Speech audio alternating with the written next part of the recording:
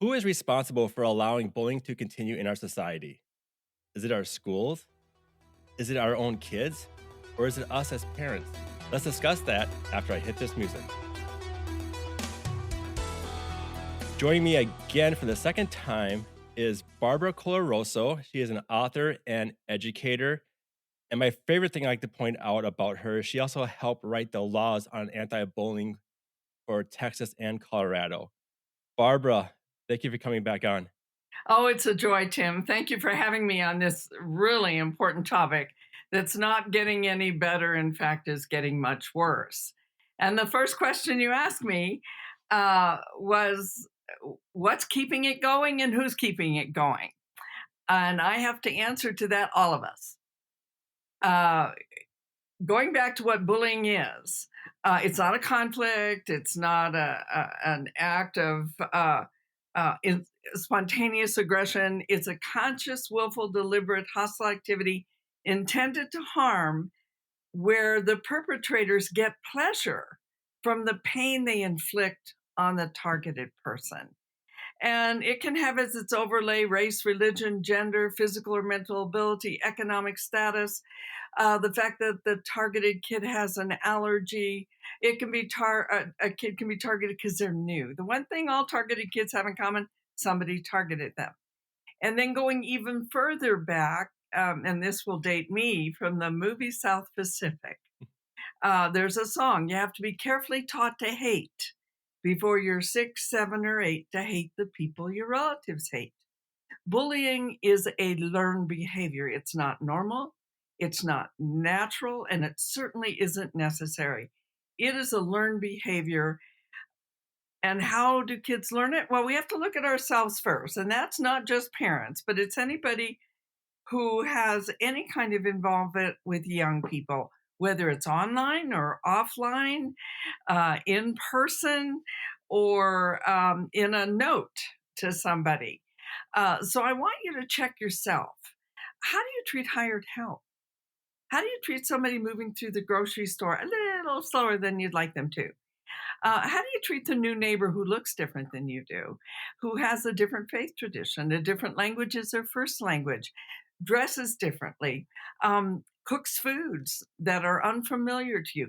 Because your children are watching.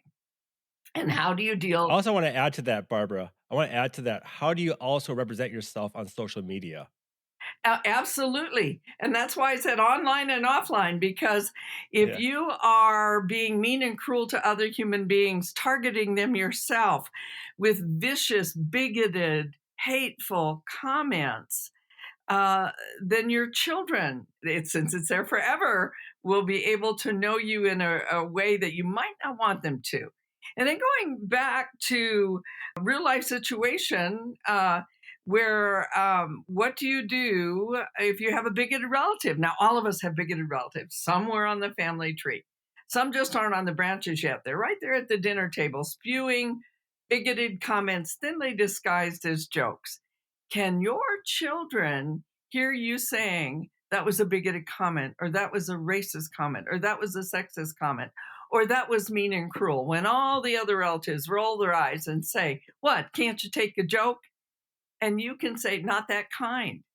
Now, your children have observed that. It gets worse though, because mom is now upset with you for spoiling the dinner. You didn't do it. You didn't make the comment. You called somebody on a bigoted, sexist, or racist comment. But she says, your Uncle George is old. Old. I'm 76. No excuse for bigoted comments. Age doesn't matter here. You may have grown up using certain comments, but we can always grow and learn and be more deeply caring toward others. So when your mother is ripping you apart, can your children hear you saying, "But mom, I don't want my children to ever think that those comments are okay, regardless of who said them." So the chances of your children, as the topic for today, becoming a brave-hearted witness, resistor, or defender, which is, by the way, the antithesis of those who bully, you have a greater chance if they have actually seen you walk the talk and talk the walk. So when the high status social bully, either in first grade or at 15, says to all the other girls, I don't like the new girl. You want to be in my group? Don't eat lunch with her. I want your daughter, who has seen you walking your talk, to be the one to say, that's mean, that's cruel, and have the courage. And it does take courage to go sit next to the new girl because she will do that at cost. There'll be no scratch and sniff stickers and stars, catch and being good awards, or lunch with the principal. What she'll probably get as a 5-year-old or a 15-year-old, oh, Miss Goody Two Shoes, or you're not going to be included in our group either. Just watch your back. But she's willing to stand up and speak out and step in and do the right thing when the burden's heavy. And your boy in the locker room, when the high status social bully starts targeting another boy, can your son stand in between the two and say, back off, leave him alone? He's not such a bad kid. Knowing he will do that at cost, he'll probably get, what are you, chicken? What do you just like him? But we have to walk our talk and talk our walk first. As educators, and I am an educator, in the classroom, when we hear somebody making a racist or sexist or other bigoted comment intended to dehumanize somebody, because bullying is about contempt for another human being, can our students see us calling someone on it, whether it's another student or an adult in the room? Our children need to know that this is safe harbor. Our homes and our schools and our community are safe harbor for anyone.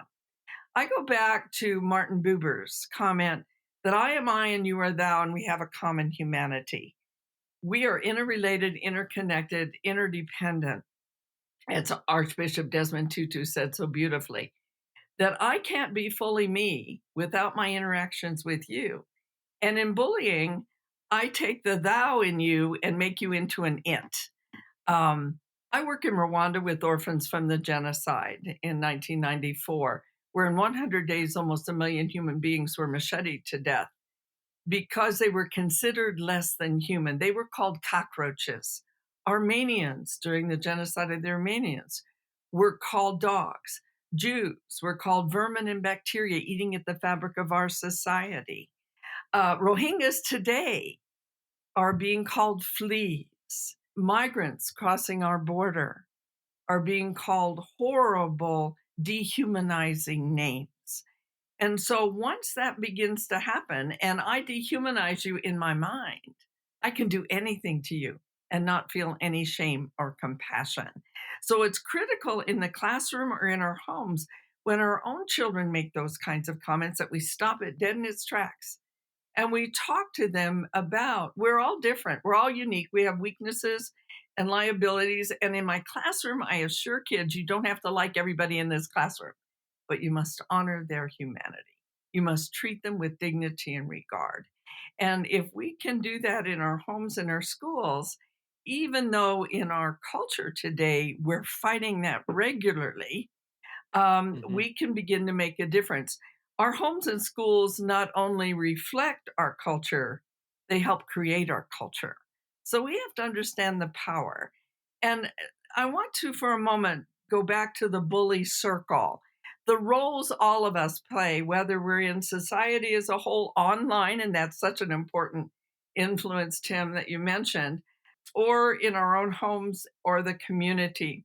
We have a bully circle. In the center is the person targeted, whether it's a student, a family member, because siblings can target siblings. It's not just conflict. There's a huge difference between conflict and bullying. We have to teach our kids to handle their conflicts nonviolent, but we have to stop bullying in its tracks. But anyone can be What's a targeted. conflict, Barbara? What's a For one more time for conflict? people. Yeah, for our YouTube people who didn't get a chance to hear this one. Yeah. Can you briefly describe a conflict versus bullying? Okay, two kids fighting over a TV program. That's a conflict. Two kids fighting over where they sit in the car. That's a conflict. Two kids on the playground at school fighting over a soccer ball. That's a conflict. Conflict is normal. As Liz Loescher said, conflict is inevitable. Violence is not. So our job as parents or educators or community leaders is to teach young people to handle their conflicts nonviolently. However, the 10-year-old has a 5-year-old's arm up the back, and we're not talking a yoga pose here. The kid's in serious pain, screaming at the top of his lungs. You rush in there, and as soon as your 10-year-old sees you, she drops her brother's arm and starts comforting him. And we say to the younger one, "What are you screaming like that for?" And the way your older one looks at the younger one, because bullying has to do with intimidation, he knows if he says anything right now, since bullying tends to happen under the radar of adults, he knows that when you leave, he's going to be in bigger trouble if he says anything right now. So he says, "Nothing, mom, nothing." And we say, "Well, then quit screaming like that. We have just retargeted the target. We've affirmed that the older sibling can get away with this as long as the other kid doesn't tell on them with that threat of intimidation." And if we look today, we see people threatening others in our society, intimidating them into silence. Well, I want our young people to know that that's not going to be tolerated. So we deal with that as for what it is. It's bullying. But step back a moment. When you walked in there, you saw something you wished you hadn't seen. You saw your daughter smile before she saw you. That's bullying. A conscious, willful, deliberate, hostile activity intended to harm, where you get pleasure from somebody else's pain. It can be verbal, it can be physical, or it can be what young people call today social. In my day, we called it relational. That's shunning, rumor, gossip, and exclusion.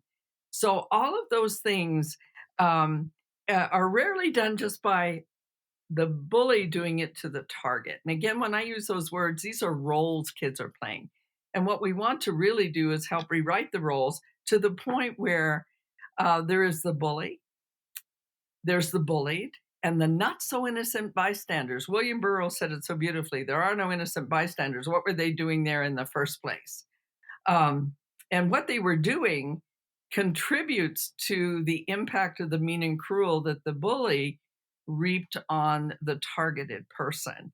And right across from the bully is the character we're talking about today, that witness, resistor, defender, the kid willing to stand up and speak out as a witness, a kid who's willing to go up to the other kid who is doing the bullying and say, "That's mean and cruel, leave him alone."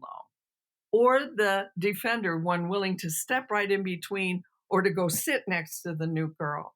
All three of those roles help a young person become that brave-hearted kid. I got a question for you. So back when school started this year in my town, we had a huge fight breakout, like the second day of school. A kid recorded the whole incident on his phone. What would that classify that kid recording it? Depends on what he did with Is it. oh, he shared it to TikTok and it went viral. Uh, if they recorded it as a witness to show it to the authorities, to show what actually happened to the targeted person. Now, you said it was a fight, and that's one of the mistakes we often make. If it truly was this one on one or a group and a group More like fighting, 2 on 1. Yeah. yeah, if it was that, that's a fight. And we have to work with the two of them to help bring the tempers down. But if somebody videoed it and then posted it, then they have become an active supporter in causing pain to whoever got beaten up. And Okay. the reason I called you on it was it really a fight? Did somebody target someone that had less power than they did? Because there's always an imbalance of power in bullying, not always in Well, this conflict. one was 2 versus 1 kid, and I don't know the whole story behind it. There's multiple stories as who started what. Either way, it was I mean, this kid got his head stepped on, kicked. Okay, and I look at 2 on 1. That's an imbalance of power. Let's look at what the characteristics of bullying are besides humiliating somebody or harming them, or having contempt for them. There's an imbalance of power. There's always an intent to harm. You stop on somebody's head, that's an intent to harm. There is also threat of further aggression. Often the kid who's been targeted is afraid to tell because of retaliation, which is real. It's a real fear enough that acts of retaliation are mentioned in almost every anti bullying law in this country. that there will be ramifications if somebody retaliates against. But the fear is there. And if that is not handled right there, when the threat of further aggression is there and the act of being mean and cruel is not dealt with, a fourth characteristic comes in, and that's terror. And once there is terror, it is an end in itself. It's not a means to the end, it is an end in itself where kids are afraid to go to school. They're afraid to walk down the street. In our own communities, with so much bigotry and intolerance going around in our communities, there are people afraid to wear their clothing or something that represents their faith tradition or speak a language that somebody may target. So it isn't just in our schools we need to be addressing this. We need to address this there too. But let's go back to the person who videoed it. If Yeah. they videoed it to be able to give it to someone who can deal with it, that is being a witness, a brave-hearted kid. And we have to promise them anonymity. It has to be safe to tell in our schools. However, if he uploaded it, he has become part of what Sebastian Hafner called the trap of comradeship. He wrote this in the book Defying Hitler, where when you get a collective together of kids playing various roles, they be consumed by the role. They are consumed by this role and they feed into the power of the person who's mean and cruel. So in that bully circle, you have the bully, and they can be an instigator, planner, or perpetrator, or all three. In fact, you may often catch the henchman, which is the second character, who does the bully's bidding. A young girl in the lunchroom. There's an empty space there, and the new girl's walking in, but the bully is sitting in one chair. Her henchman's in the second chair. How do you know she's her henchman? She says, the first girl says, the bully says to the other girl, put your backpack down so the other girl can't sit here. And the henchman goes along to get along and puts her backpack down. Now, the third character is what you're referring to, that active supporter. They didn't take part in it, but they whipped their phone out and videoed this exchange where the one girl tells the other girl to put your backpack down. The new girl walks up and realizes she really doesn't have a place to sit and uploads it so that more people can get pleasure from her pain. So she's a part of the problem, or he's a part of the problem at this point. Uh, right below them is the passive supporter. They're the ones that would open up that TikTok or Instagram and laugh at the harm done to the targeted girl. The very bottom is a deadly lot that can be you or me, can be other students, it can be siblings who turn a blind eye. The disengaged onlooker says, not my problem. He's not my friend. The kid who's doing the mean and cruel is my friend. I want to fit in the group. They do nothing. They are part of the problem. And on the upswing is that potential witness. That's the kid you did raise to act with integrity and civility and compassion. But they're afraid of getting hurt if they step in. And that's a valid reason. They are afraid of becoming a new target of the bully. They are afraid of doing something that will only make the situation worse, or they just simply don't know what to do. What if they upload it to TikTok because they're trying to say, well, I'm trying to build awareness of what's going on in our schools? It's how it's presented. If it's to get pleasure from the pain of the targeted kid, if there's a message there, our school needs help. This is going on. Somebody take notice is a very different upload. If they blurred the targeted kid's face, and by the way, you say, I don't know how to do that. Kids do. Oh, yeah. They know how to do that. So, intent matters. I always talk about the big I and the three C's. What's your intent for doing it? What's the content of what you did? What's the circumstance you did it in? By saying, hey, school, I need you to be aware of what's going on. That's different than, look what happened here to this boy. Very different. So you have the content, the circumstance it's happening in. Then you have the potential consequences that can come from this. And you basically have less control over the latter. Let's say it goes viral and kids or other people, because adults do this too, start to mock the kid, saying he's chicken, he should have stood up for himself. Uh, I see this with some anti bullying programs today that alarm me, where we actually say it's the targeted kid's fault. He got targeted. Give me a break. Yes, we have to True. help them be stronger. We have to help them to be supported and standing up for themselves. But it is not their fault that somebody did mean and cruel, got two kids to gang up on the other. So, what's your intent? What's the content of what you did? What's the circumstances? And what are the potential consequences? We have to, as adults, look at those big I and the three C's. But I start teaching kids that about age 7 to examine what you're doing here. I was on a Facebook group. It's not local here, but this mom made a post that her kid's being bullied in school. Didn't say what the bullying was. She left it anonymous. Her post got a lot of attention and likes. Like not like likes, but like engagements. So then she went posted later on, "Oh, I was the one that made the post." So I clicked on her name 'cause I wanna know why would you go anonymous and then all of a sudden come out because she even said, "I didn't mean for this post to go viral." Okay, so I clicked on this lady's information. I scrolled to her Facebook page. It's all FUs, this, that. It's toxic. Yes. Picture of her kid. I'm teaching my kid to use her voice. Apparently, she broke the school rules on a dress code. She's teaching her kid how to use her voice, but basically, what she's doing, she's teaching her kids how to be defiant against a rule. For instance, when you go to a job, there's a dress code. You have to follow that dress code at a job. If my employee came to work wearing whatever they felt like wearing that day, I would say go home and change. So, but anyway, this person who's claiming that her kid was being bullied, the point was she made it anonymous, got attention. Now she wants to let everybody know that, oh, it was my kid. I did this. And I feel like this parent is not sure how to say this, Barbara, without being mean about it.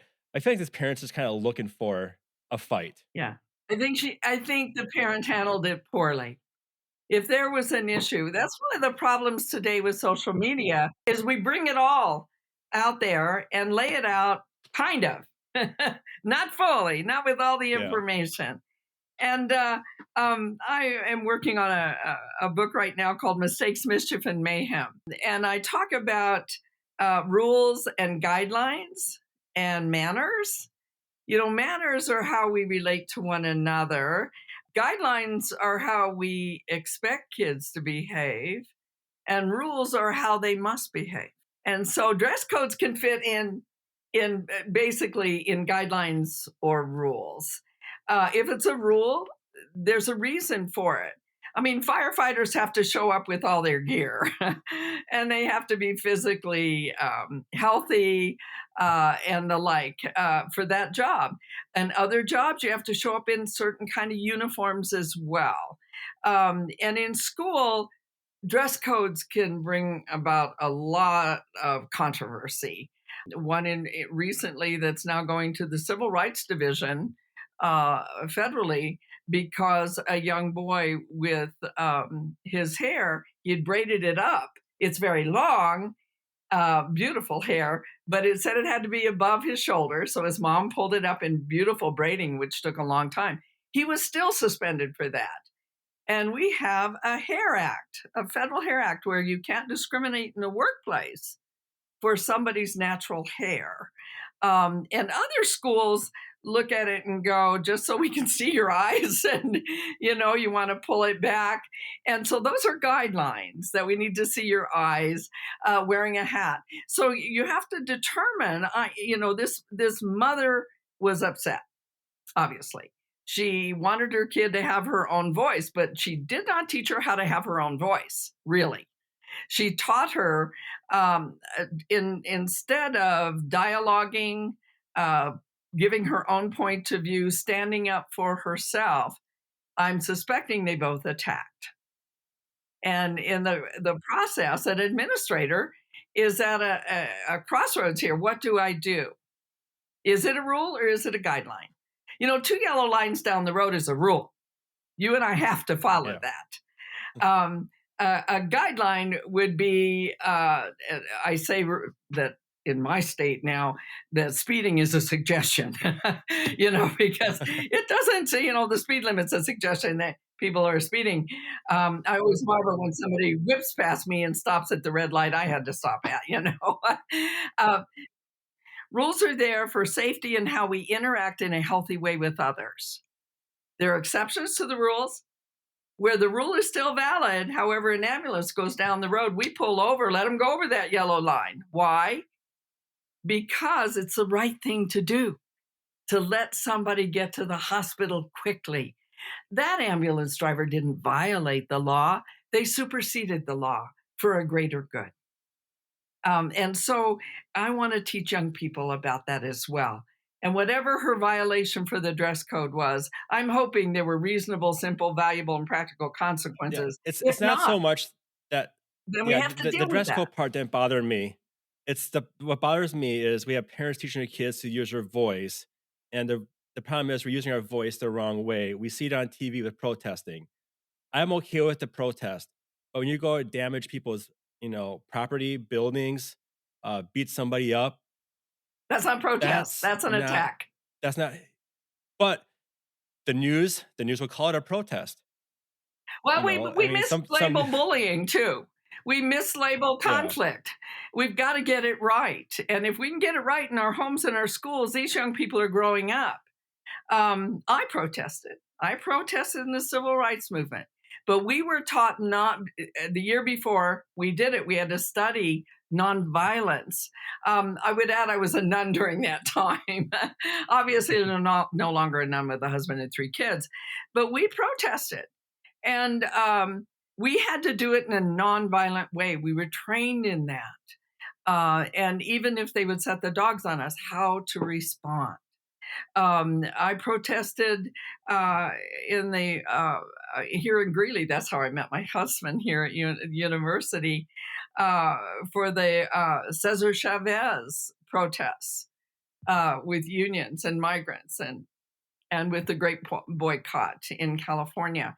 There is a time to stand up and let your voice be heard.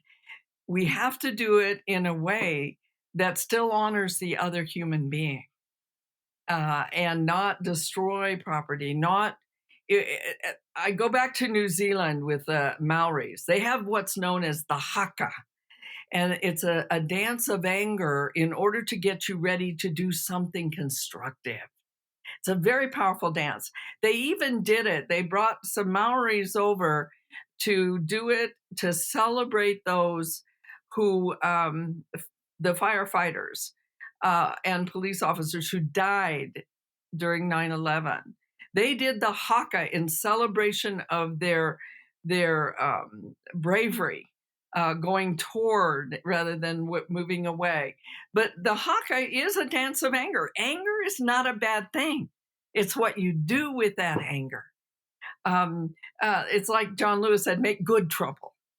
That if there's something that's been violated, if a kid has been harmed, there's a time to be angry, but we must do it in a way that leaves my dignity and the other party's dignity intact. We've lost that along the way, and it's so important we get back to that. I tell students again, not only do you not have to like every kid in this classroom and honor their humanity, that you need to handle your conflicts nonviolently. Yes, you can be upset, but how do you protest in a productive way? And there are ways to do that. And if you've got somebody spewing things, using gross language and attacking others, then the avenue needs to be okay, your daughter has a conflict. Let's go deal with it with the administration. And there are times the outcome is not always what we want. And if it's a violation of any civil rights code, then you have a step above that. And in my bullied, not so innocent bystander, I talk about how parents can report if they feel their child's being targeted and do it in a productive way. And know, number one, that their kid will not be retaliated against, that they will be given the support they need. They will be given a way to rewrite their script so they don't become a target on a regular basis. But we also promise them that we will deal effectively with the people who are targeting them. That's so important. Many kids who are afraid to stand up then get a headache, and they're so afraid Yeah. of what might happen because they don't feel good about not stepping in. They know they should, but they're really afraid. Then they start lousy excusing. They make lousy excuses for why, oh, he wasn't my friend, or the bully is my friend, or she deserved it, or he was a loser. And besides, this is too big a pain in the brain. Parents also teach your kids, if it's not your problem, don't make it your problem. Just Well, but leave it if alone. somebody's harming somebody, I want them to know they can be a witness, resistor, or defender. If we don't do that, this will never stop. And we need every kid to feel safe. We need to know that they matter, that they have dignity and worth, and that differences are to be celebrated, not ignored, overlooked, but truly celebrated for the gifts that they truly are. Barbara, if people want to find your books and your new one that you're writing, where can they do that?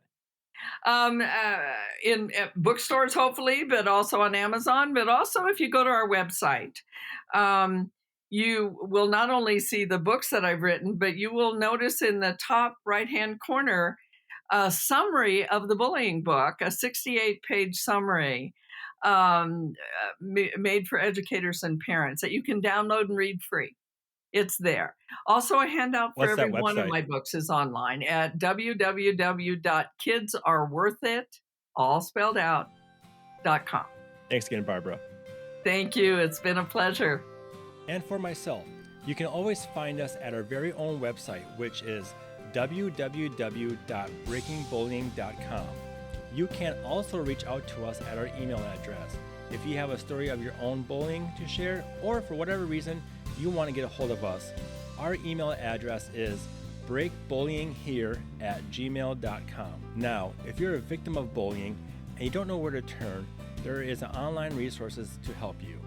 The first is the government's very own anti-bullying website, and the address is www.stopbullying.gov. And other online resource is www.pacer.org/bullying. Now, if you have had thoughts of suicide or of self-harm, we implore you to stop. Reach out to the National Suicide Hotline. That number is very simple. It's 988. I'm Tim Flynn, and thank you for listening, and we will be back next week to continue the conversation to break the silence on bullying.